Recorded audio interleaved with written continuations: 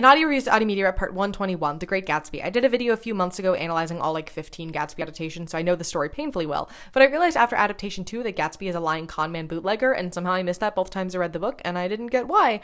And that was when I learned that all the things that were written to be like, wow, he's clearly hiding something, or he's very mysterious and weird, or he seems overly nervous all the time, were things my brain explained away because I am very much not a lying conman bootlegger, and instead an autistic person and do all of those things.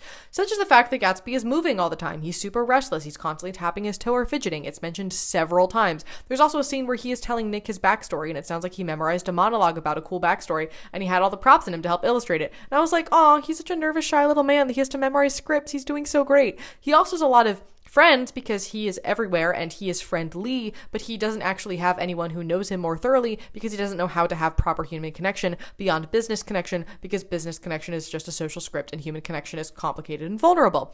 He has a catchphrase because he likes repeating things over and over again. He's hyperfixated on the green light and on Daisy because that is his only coping mechanism for how overwhelming everything is, albeit a bad one to be leaning on.